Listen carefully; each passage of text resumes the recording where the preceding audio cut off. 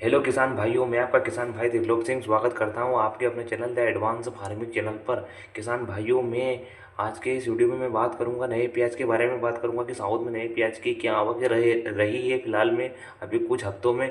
और किसान भाइयों, मैं अभी प्याज में तेजी के 3 कारण बताऊंगा कि प्याज में तेजी किन कारणों से बन रही है और किन कारणों से आगे बनती दिखाई दे रही है। तो किसान भाइयों, मैं सबसे पहले आप सभी को दशहरे की हार्दिक शुभकामनाएं देता हूँ।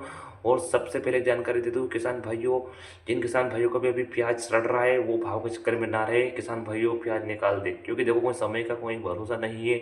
मैं सभी किसान भाइयों से हाथ जोड़कर कहता हूँ कि किसान भाइयों का प्याज सड़ रहा है ना रोके, बिल्कुल ही बेचे। क्योंकि अब नए प्याज की आगमन होने जो बीज वाला है और पुराने प्याज की अब समय सीमा खत्म होती जा रही है। किसान भाइयों, मैं आपके मेरे गांव की खबर बता दूं कि मेरे एक पड़ोसी ने किसान भाई 100 कट्टे रखे थे और उसने खोला तक नहीं था, लेकिन उसने अब बेचे तो उसके सिर्फ 25 कट्टे निकले। तो कितना नुकसान हुआ, उसने भाव के चक्कर में जो थे हाथ में वो भी कमा दिया। तो किसान भाइयों, मैं आप सभी को यही बात कह दूँ हाथ जोड़कर कि प्याज बेच दे जिनका खराब हो रहा है। और किसान भाइयों, मैं बात कर लेता हूँ अभी फिलहाल में प्याज के बारे में कि प्याज में तेजी का क्या कारण है। किसान भाइयों देखो, प्याज में तेजी का कारण आवक है। किसान भाइयों, अगर मंडियों में आवकें कम जाएगी तो प्याज में अपने आप तेजी देखने को आएगी। किसान भाइयों देखो, ये जो लोग बोल रहे हैं कि नहीं नहीं, मुझे तो लगता है किसान भाइयों दशहरे बाद प्याज की आवकें बढ़ने चालू होगी। क्योंकि देखो, मैं मेरे हिसाब से बता रहा हूँ, मेरे गाँव के हिसाब से बता रहा हूँ कि सभी अभी तक क्या सोच रहे थे कि दशहरे बाद प्याज बेचेंगे, दशहरे बाद प्याज बेचेंगे। अभी सभी कार्यक्रम में बिजी थे, जैसे कि अभी नवरात्रि, दशहरा, सभी पावन अवसर पर सभी किसान भाई अपने कृषि कार्य में व्यस्त थे, जिसके कारण मंडियों में आवकें नहीं आ पाई। लेकिन किसान भाइयों, मुझे मेरा पर्सनल ओपिनियन यही है कि मंडियों में दशहरे बाद आवकें बढ़ने शुरू होगी, 100% बढ़ना शुरू होगी। क्योंकि मेरा अनुमान है, क्योंकि किसान भाइयों मैंने 2-3 जगह से रिपोर्ट इकट्ठी की है।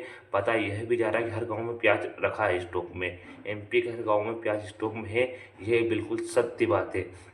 किसान भाइयों, मेरे पास अभी साउथ मंडी की कुछ चुनिंदा रिपोर्ट है, वो इस प्रकार है, कृपया आप इस तरह देखें।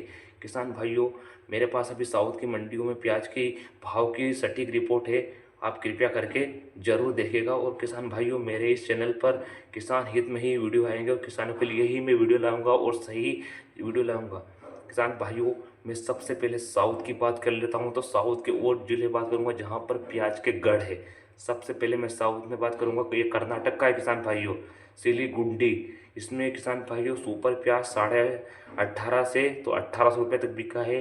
फिर मैं बात कर रहा हूँ, अगला जिला है किसान भाइयों बारू ईपुर कैनिंग, यहाँ पर 21 से 2150।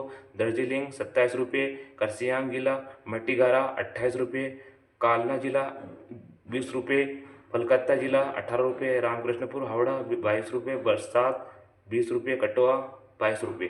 तो किसान भाइयों, आप कहीं ना कहीं यह अनुमान लगा सकते हैं, साउथ में इतना प्याज का भाव है तो समझ जाओ आप कि वहाँ पर फिलहाल में प्याज की आवकें कम है।